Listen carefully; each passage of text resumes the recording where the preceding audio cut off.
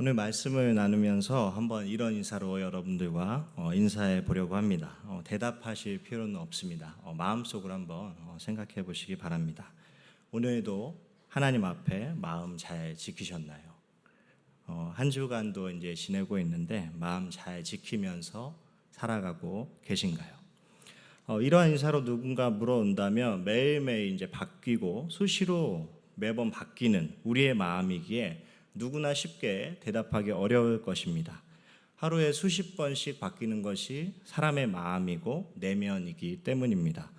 그렇다고 이것이 어떤 수행을 한다고 완전히 가능한 것도 아니고 타 종교에서 말하듯이 우리 안에 이 더러운 것들을 날마다 비워낸다고 가능한 것도 없는 것이 현실입니다. 이러한 마음과 관련하여서 한 주 전에 이 교수신문에서 100세 시대에 관한 아주 흥미로운 기사를 제가 보게 되었습니다. 제목은 100세 시대, 당신 마음의 시계는 몇 시인가요? 라는 글입니다.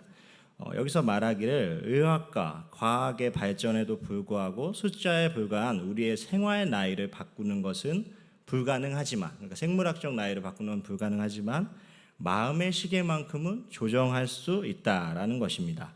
이 기사에 이제 실험이 소개됐는데요. 최근 실험은 아니고 1979년에 이루어졌던 한 실험입니다.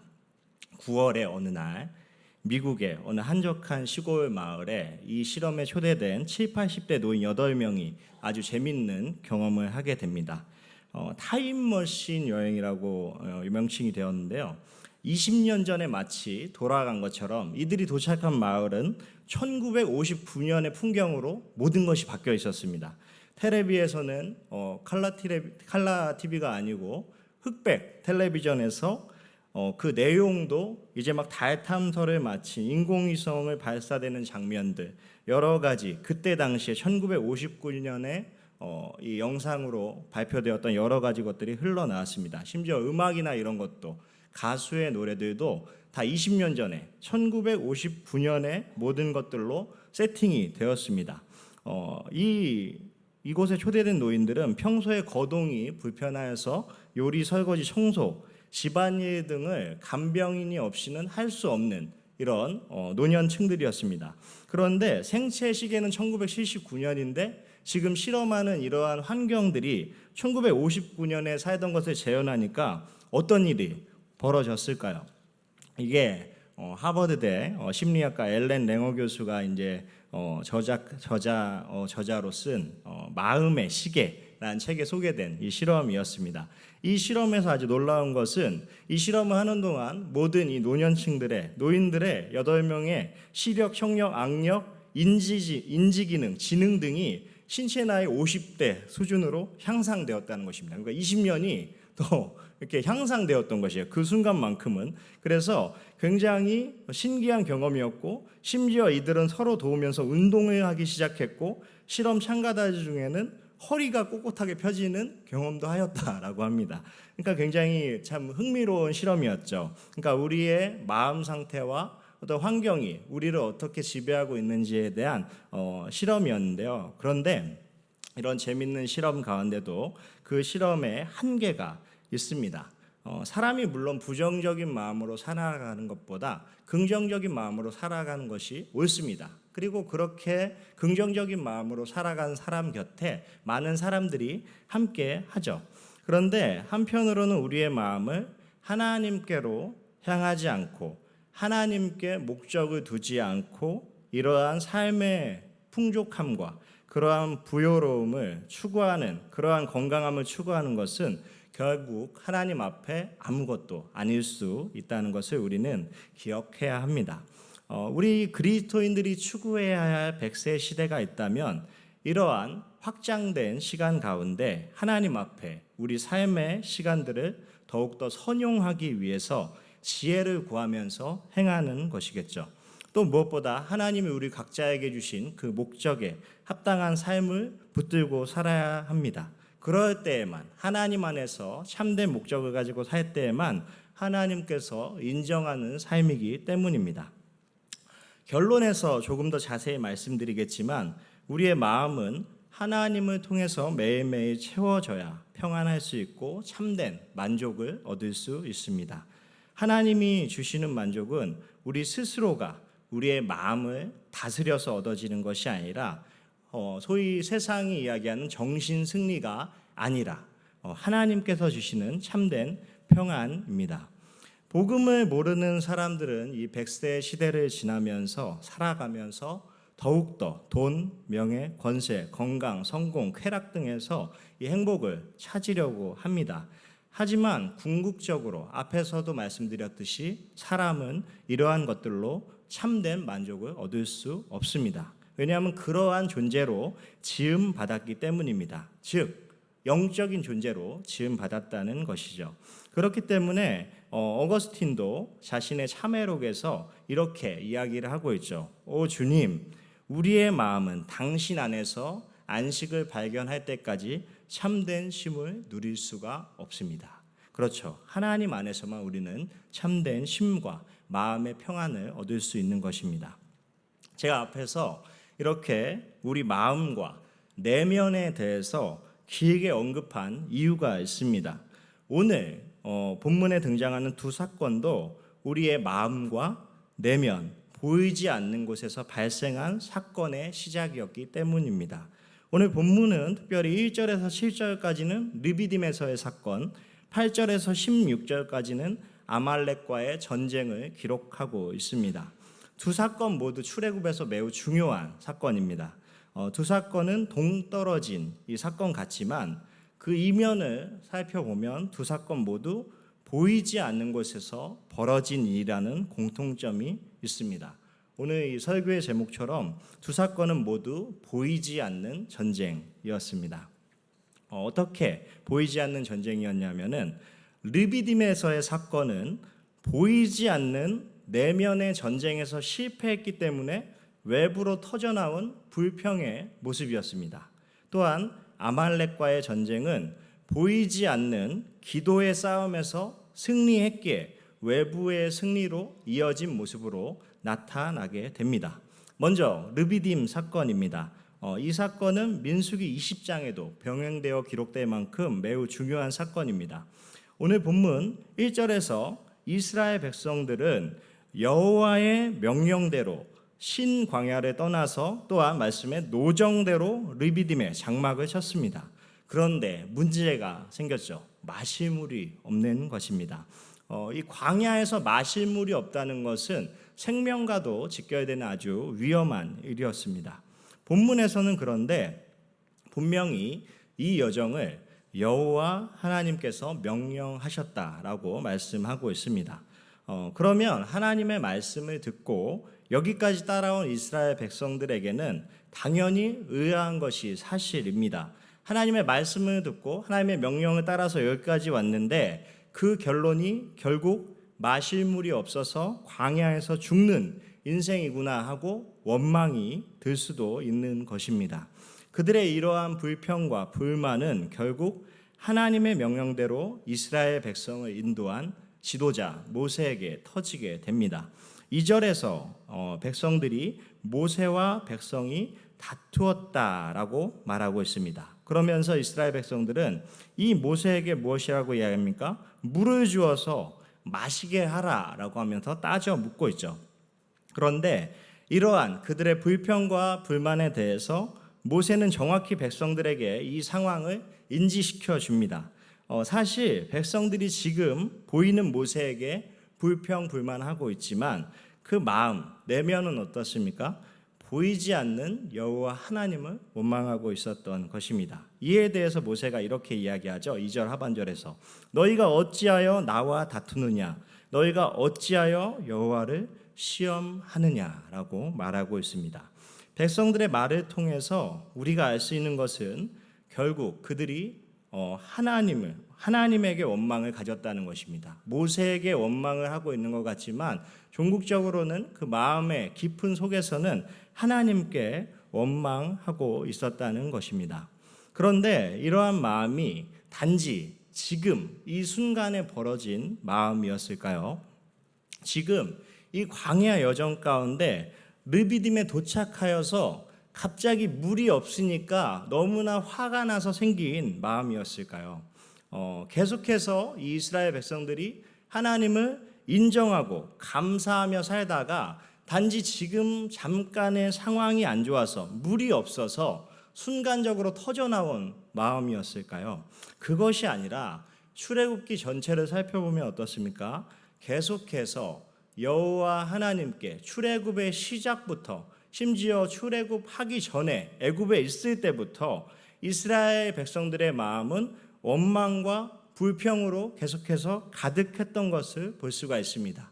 이러한 쌓여왔던 원망과 불평이 결국 이 르비딤 앞에서 터져 나온 것입니다. 그 앞에서도 이스라엘 백성들은 계속해서 원망하고 있죠. 이러한 광야에서 이스라엘의 이 마음에 대해서 사도행전 7장에서 스데반은 이 내러티브에 대해서 설명을 하면서 이렇게 설교하고 있습니다. 사도행전 7장 42절에 보면요. 하나님이 외면하사 그들을 그 하늘의 군대 섬기는 일에 버려두셨으니 이는 선지자의 책에 기록된 바 이스라엘의 집이여 너희가 광야에서 40년간 희생과 제물을 내게 드린 일이 있었느냐. 아멘. 이 말에 따르면은 무엇이죠? 이스라엘이 광야에서 제사를 하나님께 드린 적이 없어야 돼요. 그런데 정말로 광야에서 이스라엘 백성들이 하나님께 제사와 제물을 드린 적이 없었나요? 제사를 드리지 않았나요? 아닙니다. 이스라엘이 출애굽하는 목적에 대해서부터 이 모세는 이 이스라엘 백성들이 출애굽을 하는 이유는 하나님께 제사를 드리기 위해서다라고 이야기하고 있습니다. 그렇게 선포하면서 나아가죠. 출애굽기 8장 27절에 보면은 우리가 사흘쯤 광야로 들어가서 우리 하나님 여호와께 제사를 드리되 우리에게 명령하신 대로 하려 하나이다라고 하면서 바로 앞에서 내가 이 이스라엘 백성들을 지금 출애굽시키려는 것은 우리가 그냥 잘 먹고 잘 살기 위한 것이 아니라 이 애굽에서 못 드리는 하나님에 대한 온전한 제사를 우리가 광야에 가서 드리려고 한다라고 이야기하고 있는 것이죠. 이 모세는 출애굽의 목적이 정확히 광야로 들어가서 하나님 여호와 하나님께 제사를 드리되 명령하신 대로 하려 했다라고 이야기하고 있습니다. 출애굽의 목적이 제사이고 예배였습니다. 오늘날로 치면 예배죠. 예배가 무엇입니까? 우리의 마음과 가장 가치 있는 것을 월십 가장 가치 있는 것을 하나님께 올려드리는 시간과 마음과 정성이죠. 그렇기 때문에 아무리 겉이 화려하고 형식적으로 하나님을 섬기는 모습은 할 수 있지만 그 안에 우리의 진심이 우리의 마음이 담기지 않는다면 예배로서 아무 소용이 없다는 것입니다. 이 광야에서 이스라엘 백성들은 너무나 많은 제사와 제물을 여호와 하나님께 올려드렸지만 결국에 마음 깊은 곳에서 우러나오지 않는 예배, 그 마음의 예배가 없이는 하나님께서 그런 것들을 받지 않으셨다라고 성경은 결론 내리고 있는 것입니다. 이에 대해서 우리가 너무나 익숙히 잘 아는 말씀이죠. 사무엘상에서는 15장 22절에서 이렇게 이야기하고 있습니다. 사무엘이 이르되 여호와께서 번제와 다른 제사를 그의 목소리를 청종하는 것을 좋아하심같이 좋아하시겠나이까. 순종이 제사보다 낫고 듣는 것이 순양의 기름보다 나으니. 아멘. 그러니까 여호와께 우리의 마음을 다해서 드리지 않는 제사, 하나님을 온전히 따르지 않는 예배는 소용없다는 것이에요. 예배는 무엇보다 하나님을 인정하고 하나님을 신뢰하는 우리 표현의 행위입니다. 하지만 마음으로부터 우리의 내면으로부터 하나님을 인정하지 않고 가장 그 마음 깊은 곳에서 하나님을 인정하지 않는다면 소용이 없는 것입니다. 이렇게 이스라엘이 마음의 가장 깊은 곳에서 하나님을 신뢰하고 인정하기보다 계속해서 마음속에 가득 차 있던 불평과 원망이 터져 나왔던 사건이 이 르비딤 사건과 광야에서의 여러 가지 불평과 불만의 사건들입니다. 이것을 근거로 말해본다면 이스라엘 백성들은 광야에서 하나님께 제사와 제물을 드릴 때 온전한 마음으로 드린 적이 없다는 것입니다. 이러한 우리의 내면에 대해서 예수님께서도 우리 마음에 가득한 것이 외면으로 표출되고 우리의 삶 가운데 나타나는 것이다 라고 이렇게 말씀하셨습니다. 마태복음 12장 34절 말씀입니다. 독사의 자식들아, 너희는 악하니 어떻게 선한 말을 할 수 있느냐? 이는 마음에 가득한 것을 입으로 말함이라. 누가복음에서도 이렇게 말씀하고 계시죠. 선한 사람은 마음에 쌓은 선에서 선을 내고 악한 자는 그 쌓은 악에서 악을 내나니 이는 마음에 가득한 것을 입으로 말함이니라. 또한 어떻습니까? 이 내면의 이러한 모습들이, 내면의 악이 밖으로 드러난 사건에 대해서 신약성경 사도행전에서도 이렇게 이야기하고 있습니다. 베드로가 이르되 아나니아야 어찌하여 사탄이 내 마음에 가득하여 내가 성령을 속이고 땅값 얼마를 감추었느냐. 아멘. 여기서 공통적인 것은 마음에 가득한 것을 내가 드러냈다라고 말씀하고 있다는 것입니다. 우리가 우리의 내면 상태를 남들이 볼 수 없다고 하여서 숨길 수 있을 것 같지만 결국에 하나님 앞에 숨길 수는 없는 것입니다. 또 결국에는 이러한 마음들이 외면으로 드러나게 되는 것입니다. 우리의 이러한 마음에 대해서, 그 마음을 깊이 아시는 부분에 대해서 히브리서 4장 12절에서는 이렇게 말하고 있습니다. 함께 읽어볼까요? 시작. 하나님의 말씀은 살아있고 활력이 있어 좌우의 날선 어떤 검보다도 예리하여 혼과 영과 및 관절과 골수를 찔러 쪼개기까지 하며 또 마음의 생각과 뜻을 판단하나니. 아멘.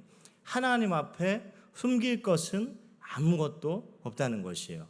우리의 영혼의 치료자 되시는 그 하나님께서 우리의 영혼을 치료하시려면 무엇부터 하셔야 됩니까? 우리의 상태를 아셔야 돼요. 그런데 속속들이 하나님께서 그 속을 알고 계시고 결국에 그 마치 수술용 메스를 들어서 우리의 그 정말 폐부를 찌르고 그 심령을 찔러서 우리의 악한 것들을 쪼개시고 꺼내시고 하나님의 자녀 삼아주시는 그 모습에 대해서, 하나님께서 우리의 심령을 다 아는 것에 대해서 신약 성경에서는 이렇게 설명하고 있는 것입니다.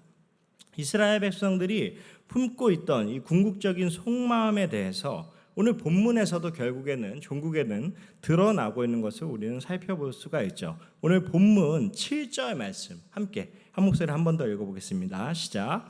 그가 그곳 이름을 마사 또는 무리바라 불렀으니 이는 이스라엘 자손이 다투었으며 또는 그들이 여호와를 시험하여 이르기를 여호와께서 우리 중에 계신가 안 계신가 하였음이더라. 아멘.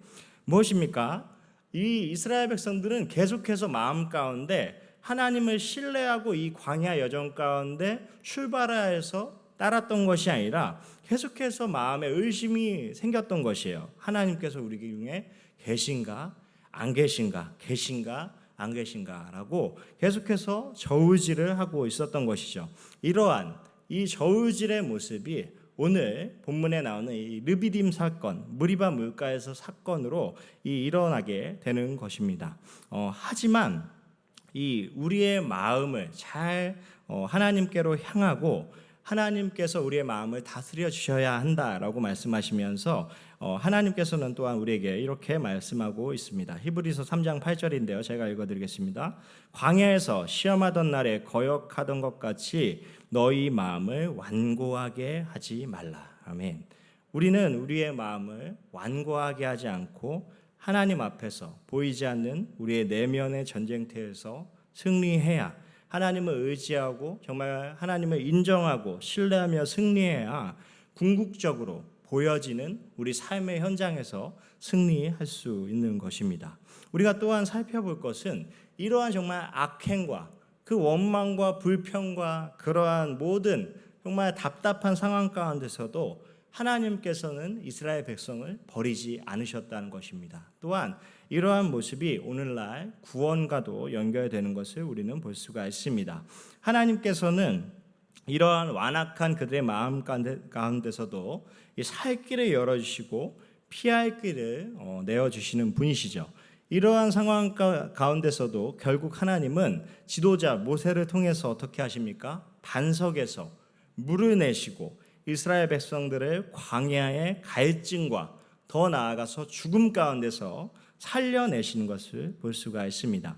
이것을 통해서 우리는 오늘날 우리를 구원하시는 하나님의 그 긍휼과 은혜의 모습을 볼 수 있는 것이죠. 우리가 하나님 아버지 앞에 우리의 정말 그 내면과 심령을 하나님 앞에 온전히 내어드리고 정말 하나님께서 우리를 고쳐주셔야 됩니다라고 회개하며 정말 절실히 나올 때에 하나님께서 오늘날 우리를 살려주시는 그 모습을 하나님께서는 이 반석에서 물을 내시는 것으로 표현하고 계십니다. 이 반석은 오늘날 우리를 살려내시고 생명 되시고 생수의 근원 되시는 반석이신 예수 그리스도를 나타내고 있죠. 이것이 사도 바울이 고린도전서에서 직접적으로 언급하고 있습니다. 고린도전서 10장 4절에서는 이 사건에 대해서 이렇게 구원과 연결지어서 이야기하고 있습니다. 고린도전서 10장 4절 말씀 함께 읽어보겠습니다. 시작. 다 같은 신령한 음료를 마셨으니 이는 그들을 따르는 신령한 반석으로부터 마셨음에 그 반석은 곧 그리스도시라. 아멘. 우리의 이 완악함과 그러한 모든 상황 가운데서도 결국 그분의 자녀들과 그분의 백성들을 살려내는 그 하나님의 그 정말 은혜와 긍휼의 모습을 이 모습 속에서 보여주고 있는 것이죠. 그렇기 때문에 우리는 이 은혜와 긍휼을 결코 가볍게 생각하는 것이 아니라 이러한 은혜를 아는 자라면 우리가 하나님 앞에 마음을 더욱더 낮추고 그 하나님만을 의지하고 인정하며 종국에 예배하며 살아가야 되는 것입니다. 그것이 우리를 하나님의 자녀로 불러주신 하나님의 구원의 목적과 뜻이기 때문입니다. 결국 우리는 이러한 마음의 전쟁터에서 삶 가운데 정말 어떻게 해야 될까요? 우리는 먼저 우리의 마음을 우리 스스로 어찌할 수 없다는 그 한계를 인정해야 돼요.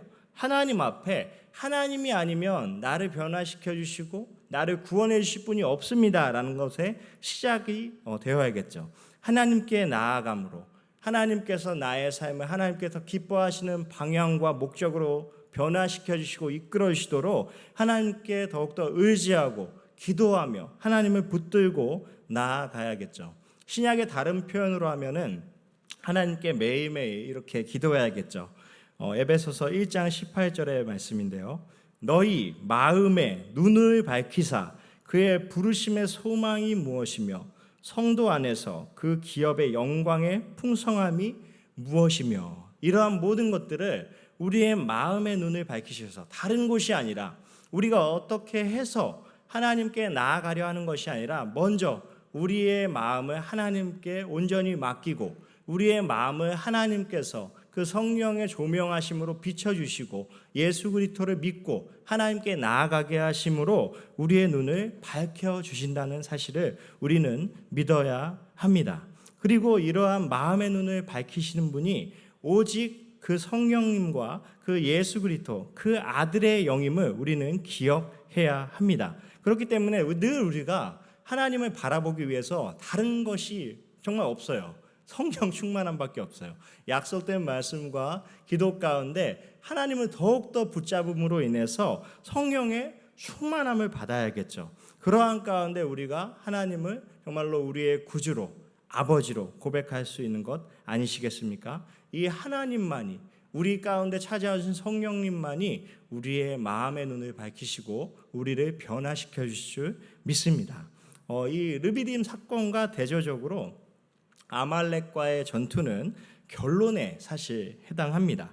이 가나안으로 가는 여정 가운데 이스라엘 백성이 겪은 문제가 식량과 물의 문제만이 아니었죠. 오늘 이 르비딤 사건 이후에 본문에 보면은 8절에 그때에 그러니까 이 르비딤 사건 이후에 그때에 바로 아말렉이 와서 이스라엘과 르비딤에서 싸웠다라고 기록하고 있습니다. 이 아말렉이 쳐들어온 것은 사실 엎친데 덮친 격이었습니다. 지금 내부에서 이제 조금 봉합된 지가 얼마 안 됐는데 이들이 그냥 쳐들어온 것이에요.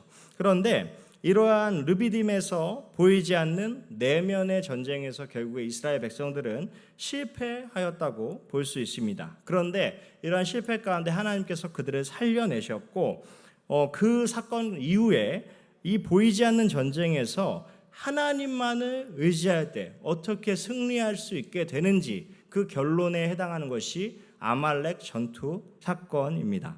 이 아말렉이 이스라엘 공격한 이유에 대해서 두 가지 정도로 생각해 볼 수 있다고 성경학자들은 이야기합니다. 첫 번째로는 이스라엘 백성이 자신들의 안전에 위협이 되었다고 생각했기 때문입니다. 두 번째 이유가 더 타당할 것 같은데요. 모세가 반석을 쳐서 물을 낸 사건과 관련이 있습니다. 이 고대 사회에서는 물의 소유권 때문에 많이 다퉜죠. 그렇죠? 앞에 창세기에서도 이 족장들이 이 우물 때문에 많이 다투지 않습니까? 이 물의 소유권은 자주 분쟁거리가 되었습니다. 이런 점으로 미루어 볼 때 르비딤의 반석으로부터 이 시내가 흐르게 되었다라는 이야기는 이 가나안 전역에 퍼졌을 이야기입니다. 그러한 가운데 근처에 있던 아말렉 백성들은 이 이야기를 듣고 이 물을 차지게 하기 위해서 이스라엘 백성들을 쳐들어왔다고 생각이 되어집니다. 또한 자신들의 안전이 위협되어서 쳐들어왔을 수도 있습니다. 어찌되었든 이 아말렉이 이스라엘에 쳐들어왔는데 이 전쟁의 내용을 우리는 너무나 잘 알고 있습니다. 모세의 명령대로 여호수아가 나가서 이스라엘 백성들과 싸우지만 그 이면에는 하나님의 지팡이를 손에 잡고 산 꼭대기에서 여호와를 간절히 구하며 손을 들고 기도했던 모세 그리고 아론과 훌의 이야기가 있습니다. 9절에서 이 이야기들이 소개되고 있죠. 하나님의 지팡이를 손에 잡고 산 꼭대기에 서겠다라고 모세가 하나님만을 의지하겠다라고 하면서 그 산 꼭대기에 올라가서 오늘날로 치면은 두 손을 들고 하나님만 간절히 바라면서 기도하죠. 이 모든 사건을 종합해 볼 때 궁극적으로 우리가 누구의 편에 서 있는지 기억해야 합니다. 이 보이지 않는 전투 가운데서 우리가 누구와 함께 손을 잡아야 되고 누구와 전투를 하고 있는지 정확히 알아야 된다는 것입니다. 이것에 대해서 오늘 본문의 마지막 절인 15절에서 16절에서는 이렇게 이야기하고 있습니다. 함께 한 목소리로 15절, 16절 마지막으로 한번 읽어보겠습니다. 시작. 모세가 제단을 쌓고 그 이름을 여호와 니시라 하고 이르되 여호와께서 맹세하시기를 여호와가 아말렉과 더불어 대대로 싸우리라 하셨다 하였더라. 아멘. 여호와 하나님은 사실 이스라엘 백성들이 르비딤에서처럼 싸워야 돼, 다퉈야 될 대상이 아니라 오히려 우리를 위해서 싸워주시고 우리를 보호하시고 인도하시는 분이라는 것을 우리는 늘 기억해야 합니다. 우리 삶의 여정에서 어려움을 만날 때 우리는 그 상황에 대해 불평불만하는 것이 아니라 그 상황 가운데서도 여전히 우리와 함께 하시는 그 여호와 하나님, 우리를 위해서 지금도 싸우시고 반석에서 물을 내셔서 우리를 살려내시는 그 여호와 하나님을 의지해야 합니다. 그 하나님을 의지하고 나아갈 때 우리의 삶 가운데 역전의 삶을 기대할 수 있고 하나님께서 동행하시는 것입니다. 사랑하는 성도님들, 우리 모든 성도님들이 정말 삶의 여정 가운데 우리의 내면에 보이지 않는 그 전쟁터에서 정말 하나님을 의지하여서 승리하심으로 우리 삶이 하나님의 기쁨이 되고 하나님만을 신뢰하고 의지하여서 이 광야 같은 인생길에서 하나님과 동행하시며 승리하시는 우리 모든 성도님들 되시기를 간절히 소망합니다.